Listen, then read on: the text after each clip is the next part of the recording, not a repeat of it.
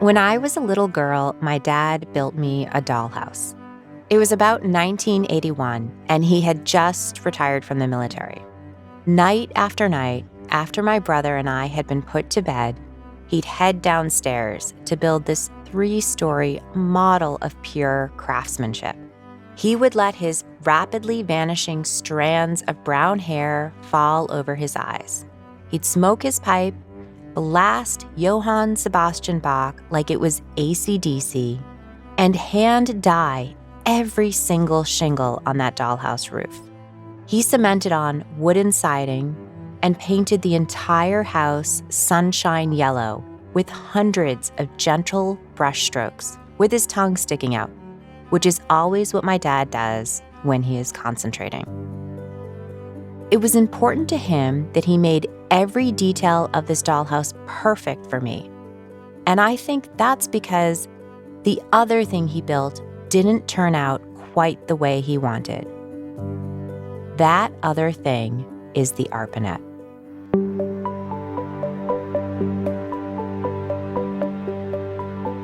From 1979 to 1981, my dad, Major Joseph Hani, was the network manager for the ARPANET, which was the precursor to the internet.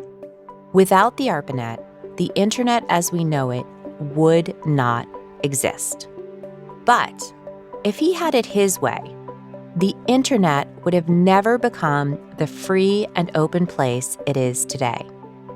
I don't think many people realize just how different a world we could have had if the founding of the internet had gone a different way. There are hundreds of people who are considered founding fathers of the internet, all with different notions of what the internet could or should be. They can't even agree on what moment to mark as its birth or who actually deserves credit. I think it's partly because of all these battles that they held each other back from achieving the notoriety they deserve. None of these founding fathers have a city named after them like George Washington, or even a musical written about them like Alexander Hamilton.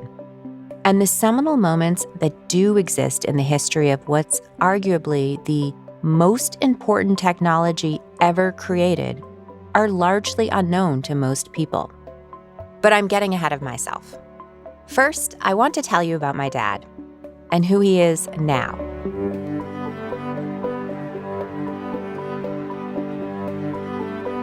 So let me take you back to a few days after Christmas last December. My husband and I drove up from New York to Arlington, Massachusetts with our 2 kids and, of course, their iPads to keep them busy. We visited my dad at the assisted living facility we moved him into last September. My husband is trying to keep our children under control while my dad tells me about an old coworker he just read about in the paper. I'm reading this one. Wait, who was in the paper again? Vince Cerf. Vince Cerf was in the paper, in the Wall Street Journal. Yeah, and he was because very, I don't know, very formal. Yep, and the The suit. whole page. Yep, the whole page. Yeah. Was he that formal when you worked with him? Yeah. He was that. Yeah. I tried to call you, but I couldn't at the time. That's okay. I taped my phone number to the wall for you. Okay. See, it's right there. My dad has dementia, which is one of his many medical ailments he has that made us move him into assisted living. To be honest, things have been a bit of a shit show lately. My mom passed away last year.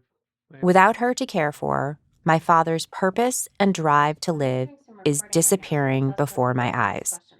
His path from assisted living to memory care is happening at what feels like lightning speed.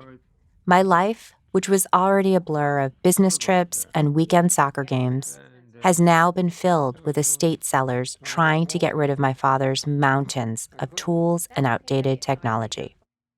I can't say he's particularly happy to be in assisted living, but all things considered, it's a sweet and comfortable apartment. We've lined the windowsill with framed photos of him and my mom. I look at them while my dad tells me about his former colleague in the paper. Then my daughter reminds us of her presence. Don't yell. I'm going to have to distract them with some of their Christmas toys we brought with us.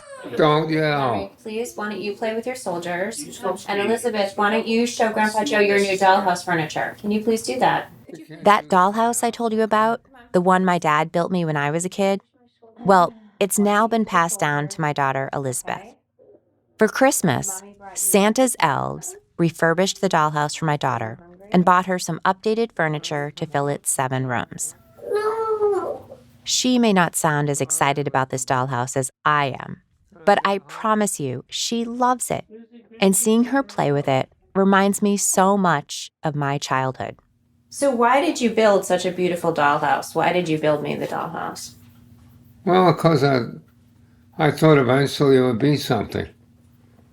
You know, something that would be happy that people can look at. My dad's dementia is spreading faster than any of us expected.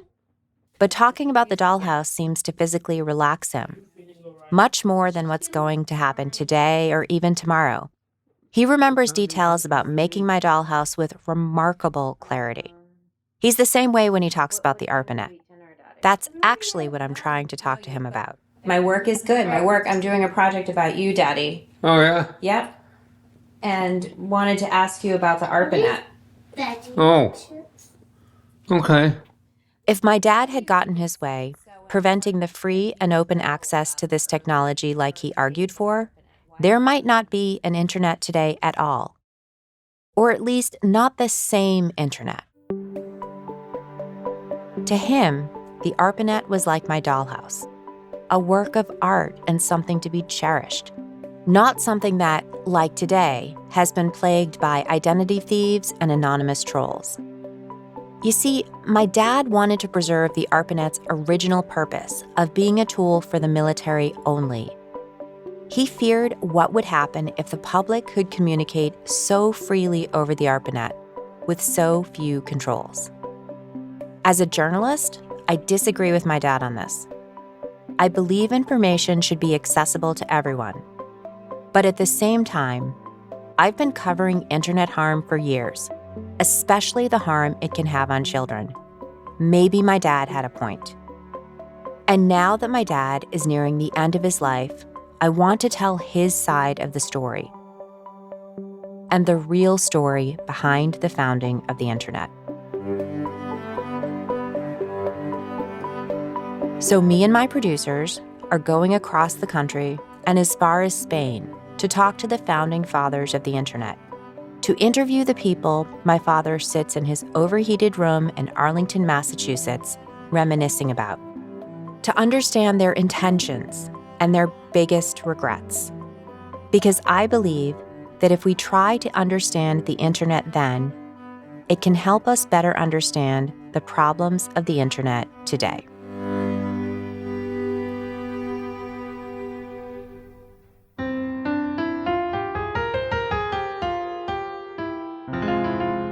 This is Computer Freaks from Inc. magazine.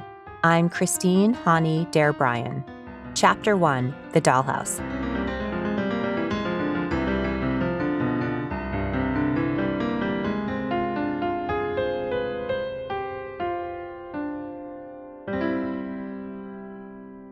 Before we go any further, you need to know what the ARPANET actually is.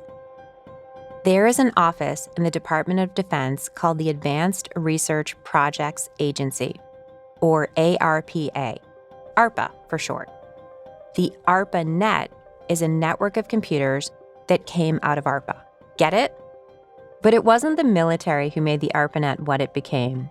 It was nerds, engineers and graduate students at places like MIT, Harvard, UCLA, and Stanford that won Defense Department funding. ARPA needed the brightest scientific minds in the country to make the ARPANET a reality. But when more students joined the ARPANET, my dad feared the military could lose control. I think a lot of people who worked in the universities wanted it free and open.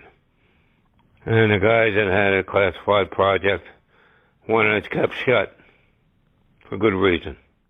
So the last thing my father did before he retired from the military in 1981 was send a memo. It spelled out his intentions for the ARPANET clearly. It read, "Only military personnel may use the ARPANET."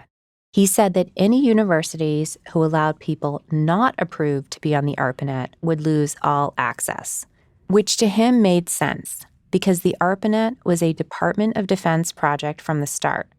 He frankly wasn't very fond of these students. He even called these students in another memo computer freaks, and that wasn't meant to be kind. But why did the U.S. military want to build an ARPANET at all? Let me put this in a little bit of perspective. I'll try and do it as quick as I can. My dad began to tell me about the history of communication networks. And in his typical fashion, he gave me way too much information.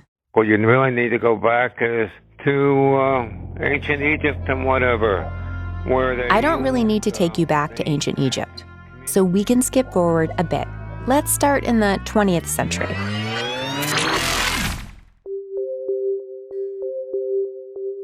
And what happened was that over a period of time, between World War I and World War II, there were different agencies and firms which developed code machines.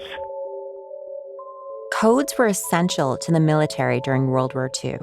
You were probably aware of how important it was to be able to break the codes of our enemy.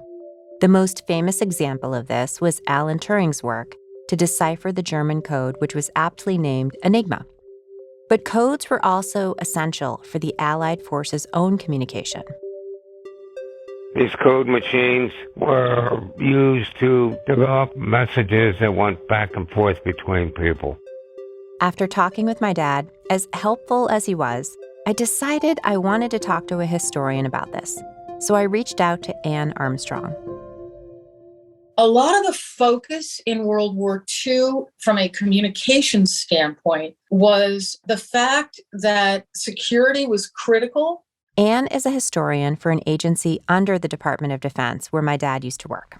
The fact that the services had to work together for the first time, really, and were not on the same sheet of music. They weren't using the same languages, and they weren't using the same communications technology, which was only growing. Let me just interrupt and ask, and that they weren't on the same page, like you're talking about in World War II, or? Yes. Okay. Yes, particularly in the Pacific, particularly as they were island hopping. So the Navy was critical in the Pacific. And ship-to-ship communication and ship-to-shore communication, and more importantly, back to Washington, and ship talking about secure communications and breaking the Japanese codes about what the Japanese plans were as they were communicating was very complicated and absolutely critical, and it needed work. What needed work in particular was what happens after you break a code. How do you effectively act on that information, especially when there are so many other pieces of info going back and forth? One of the big problems with communication in the Pacific, in particular, I don't know as much about the European theater, but I do about the Pacific theater. One of the things that was really critical was the priority of message traffic. If someone had broken a code on where the Japanese were going to land in a week, that communication would get lost in the shuffle of what's for breakfast. Obviously, we were successful, if you look back at World War II, but we could do it better. Well, I definitely grew up hearing about the rivalries between the various military branches. It's hard to imagine a version of the U.S. military that's not the unified superpower it is today. But as Anne said, this was the first time the different service branches had to work together like this, let alone the challenges of coordinating with allies. There was no central command of all armed forces the way there is today. We have to understand that even the Department of Defense was not that old. The Department of Defense was created in, I believe, 1948. So after World War II, it was imperative that the U.S. streamline command and control. And they had to put money behind figuring out these communication issues, especially if they were going to win the next war, the Cold War. With Europe decimated and the U.S. left as the only superpower to oppose the USSR, staying ahead of the Russians in military defense and technology was essential. This reality was made more urgent when this happened. Today, a new moon is in the sky, a 23-inch metal sphere placed in orbit by a Russian rocket. Here, an artist In 1957, the Soviet Union put the first satellite in the sky, Sputnik. It was a huge blow to the U.S. during the Cold War. Our Russian rivals clearly beat us in this technological feat, and catching up became the biggest priority. You are hearing the actual signals transmitted by the Earth-circling satellite, one of the great scientific feats of the age.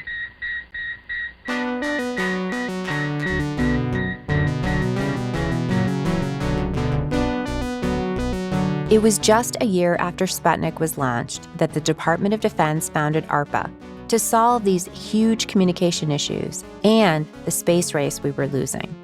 But President Eisenhower didn't want an agency filled with more military officials. He had just led a nation through a world war and was too wise to their rivalries and politics. He loved the brilliance and thinking done by scientists.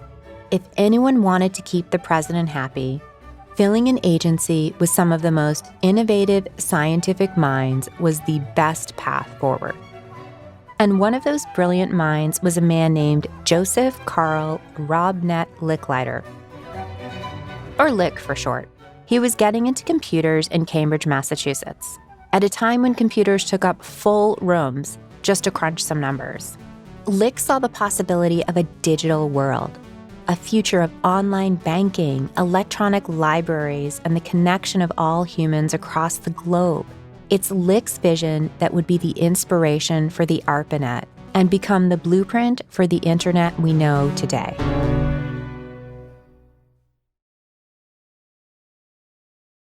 I tend to believe that things are going to be considerably better for a lot of people when and if we ever get changed over to an essentially electronic base. What you're hearing is the voice of J.C.R. Licklider in one of the few interviews with him ever recorded. It was filmed in 1972, more than a decade after he started at ARPA. By the 70s, Lick was revered by nearly everyone in the computer field. Some of his contemporaries even referred to him as a god. But he was really just a kid from Missouri. Lick didn't have the background you would think for a computer scientist. He was the child of religious Midwesterners, Joseph and Margaret, who met at a Baptist youth revival. As a child, Lick had a sunny disposition and an obsession with planes. His childhood bedroom looked like a lumber yard filled with wooden model plane parts. Like my dad, Lick loved to build things and get his hands dirty. As he grew older, his interest moved from model planes to cars. He had loved to work on cars. He would, however bad a wreck the thing was, he would buy a used car and fix it up so it would run. That's Mitch Waldrop. He wrote a book about Lick called The Dream Machine. Licklider studied physics and mathematics as an undergrad, but psychology would become his passion. He got a master's in psychology and his PhD in psychoacoustics. He was fascinated by things like what happens if you close your eyes and ask someone to snap their fingers. How can your brain tell you where the snap is coming from? Or how at cocktail parties, people can tune into certain conversations and tune out others. He had a thing for cocktail parties, and frankly, any place where he could engage in interesting conversations. He and his wife really enjoyed new experiences. One of the ways that came out, as described to me, was that they hated to eat in the same restaurant twice. He was a big guy, according to his wife, Louise, very handsome when he was younger.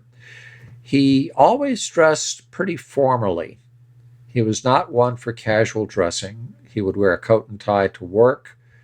In his younger days, I believe he wore a bow tie, but he was very fastidious in his dress, meticulous in his note-taking, and he liked very sharp pencils for taking his notes.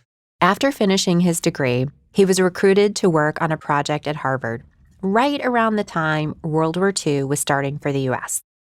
This was research funded by the Army Air Corps, now the Air Force, on the effect of noise in airplanes. In other words, he studied how altitude affects the way that pilots communicate. He conducted experiments on B-17 and B-24 bombers in pressurized and below freezing conditions. He was focused on how humans experience technology and wanted to make sure that tech was easy for people to use. The acoustic work he did during the war, through the war, gave him a very good appreciation of the fact that humans and machines need to work together, that the machines need to be designed for us. That is, how do you best adapt the machines and our technology to human beings as opposed to just handing the technology to people and saying, here it is, use it. So you're talking more about like almost the education of human beings of the technology? Is that? Well, yes, that, but more than that, adapting, designing the technology from the start as best you could so that it's easier for people to use, make it hard to do the wrong thing, make it easy to do the right thing. Lick's human-first approach to technology, which was highly unique at the time, caught the attention of scientists Leo Beranek and Richard Bolt, who recruited him to work for the psychoacoustics department at MIT. He later followed them when they started their own company, which became Bolt, Beranek, and Newman. It was around then that Lick had an epiphany about the way he worked. He calculated that roughly 85% of his working time was spent in clerical tasks and just finding information, or as he would put it, getting into a position to think. So why couldn't computers do those tasks? The idea that computers could be something much more than gigantic adding machines, but could be much more, in his words, symbiotic with human beings. Lick called this man-computer symbiosis. He published a groundbreaking paper with the same title in March of 1960. I can't emphasize enough how much this kind of thinking had not been discussed before. He wasn't clear on exactly how to do this. He just knew it was possible, that this was a goal that we should be working towards. It's kind of a bridge between the theoretical and the pragmatic is where he sat. That's Jack Haverty, one of Lick's protégés. Back when Jack was a graduate student at MIT, Jack always looked up to Lick. Here's how he describes him. He basically looked like your typical grandfather. I was in my 20s at the time, so he was old, to me at least at that point. So he was sort of grandfatherly, and he was not at all dictatorial. He would talk about things. He wasn't so much a technologist. He understood technology, but he was more in a big picture kind of mode where he would talk about what you wanted to be able to do as opposed to how you would do it. It was that big picture thinking that, in 1962, led the Defense Department to choose Lick to run an office at ARPA, dedicated to information technology. As you'll remember from the first part of this episode, ARPA needed to solve a major communication issue and keep up with the Russians. And Lick's vision for man-computer symbiosis could help. He understood the psychology aspect of people interacting, and he understood computers, especially to the extent of he could see where they were going to go. So he wasn't limited to what we could do right now with computers. He was thinking about what we will be able to do as computers evolve.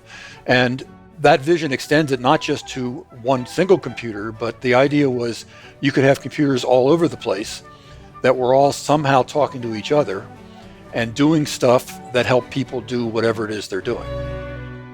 While working for ARPA, Lick was very much focused on this idea that computers could talk to each other, that people in New York could collaborate instantaneously with people in San Francisco. This was known as Lick's intergalactic network. a whole network of computers working symbiotically with man and with each other.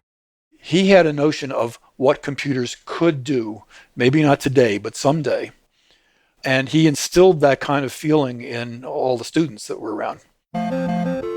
This vision of the intergalactic network would inspire ARPA to invest in building the ARPANET. It would inspire generations of computer nerds like Jack Haverty to build on Lick's ideas, and it would become the cornerstone for the internet we have today, that now does expand across the galaxy. Lick left his job at ARPA in 1964, before the ARPANET became a reality. He left his work in the hands of colleagues he thought capable of realizing his vision, and he left with a firm belief that this Department of Defense office could be a force for good. Here's Mitch Waldrop again. Licklider, like virtually everyone in his generation, saw the U.S. as the defender of democracy and, indeed, civilization.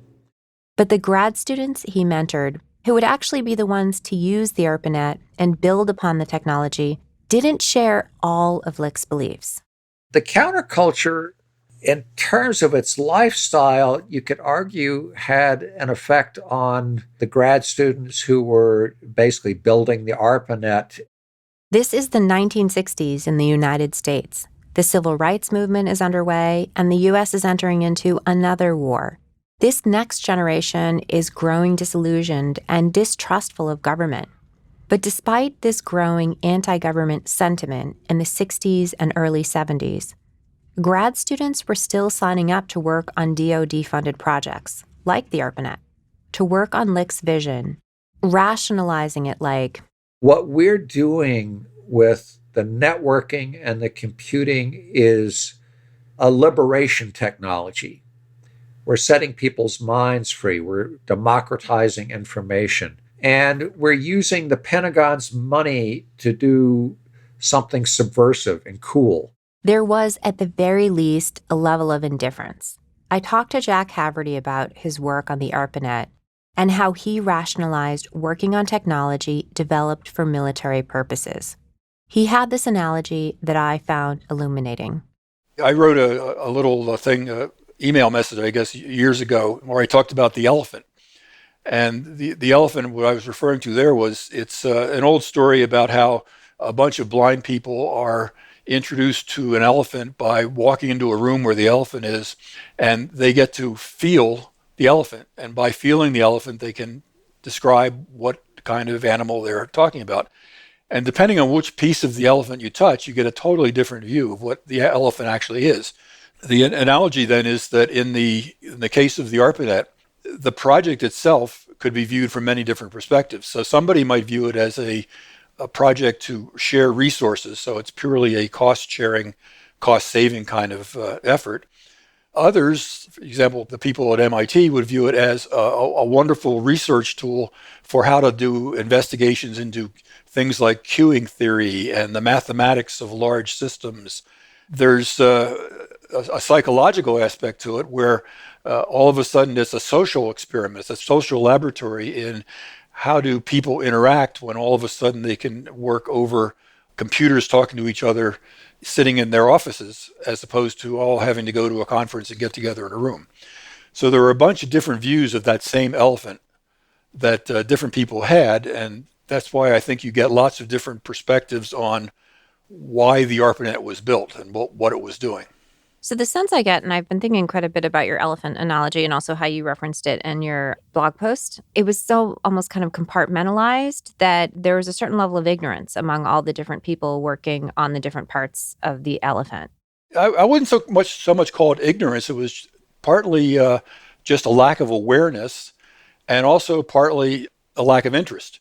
There was a lot of different kind of interests represented in the communities on the ARPANET, and people were aware that the others were going on, but they didn't really delve into what those people were actually doing. They were just another group on the net sharing resources. Whether anti-war students were justifying their work for ARPA as subversion or just trying not to think about the DoD connection, they all were interested in furthering Lick's vision. It was because of Lick that the students my dad wanted to keep off the ARPANET were clamoring to get on in the first place.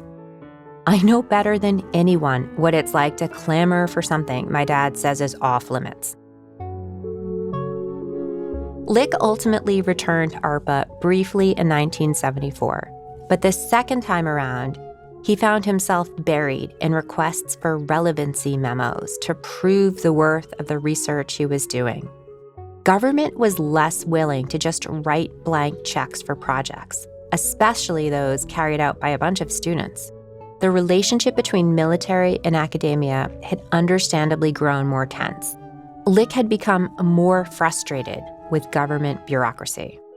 But he never stopped believing in the long-term development of computing. He wrote a chapter in a book called The Computer Age in 1979, affirming these beliefs. By then, he was back at MIT, where he would finish his career. The computer technology has been moving in a way that nothing else people have ever known has moved. Here's a field that gets 1,000 times as good in 20 years. At MIT, his students basked in his enthusiasm for computing as the campus started to fill with computers everywhere you looked. His students described him as having this glow around him as he sat and worked before a computer late into the night. Lick would retire in 1985 and spend the rest of his life living in Massachusetts with his wife, Louise. Until one night in June of 1990, he'd returned from a road trip with her. He went upstairs to their rambling Arlington home, called for his wife, and collapsed. He died that same month in a nearby hospital, a hospital that has since been torn down and replaced with the assisted living facility where my dad lives now. What do you remember about... While reporting this story and spending time with my father in this very same place where Lick spent his final moments, I can't help but wonder what J.C.R. Licklider would think about his intergalactic network today. He lived before Instagram and Snapchat and Facebook. He lived before ordering library books on Kindle and doing all of his banking on an iPhone. For someone who loved dining out at new restaurants, he never got to write an enthusiastic Yelp review. This guy would have loved sharing 1 million pictures of his travels and his family. He never even got to text his wife, "I love you." And he never got to see how much his vision has transformed our economy. Thousands and thousands of businesses have been launched because of his vision. Huge tech companies in Silicon Valley to smaller startups in the heartland selling their crafts on Etsy.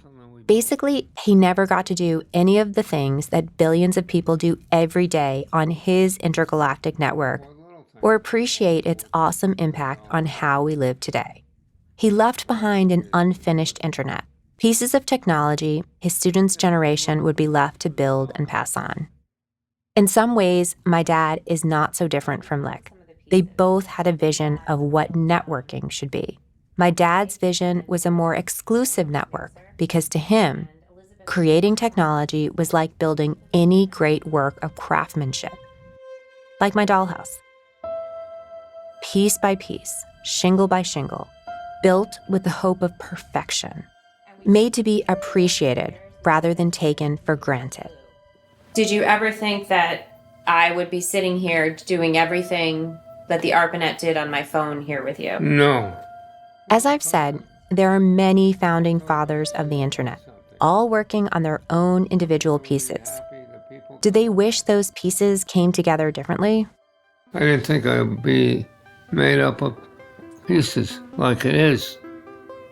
And I like to think that, I guess I would like to think that I put pieces together of the ARPANET and let you folks see what, hey, this is it.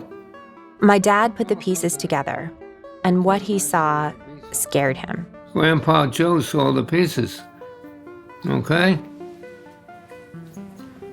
That's what I think about now, the pieces. My dad saw something coming.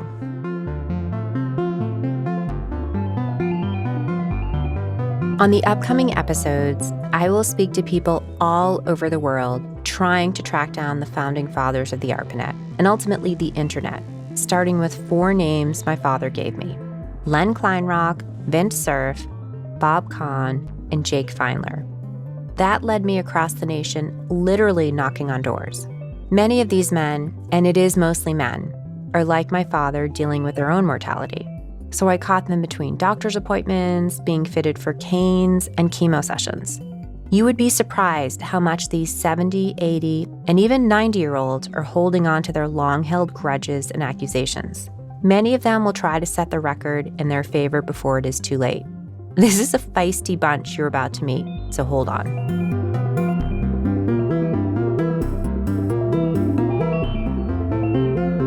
Computer Freaks is a production of Inc., created and hosted by myself, Christine Hani Dare-Bryan. Our executive producer and editor is Josh Christensen. Associate producer is Sophie Codner. Music by James Jackman. Sound design and mixing by Nicholas Torres. Computer Freaks is dedicated to my dad, Major Joseph Hani.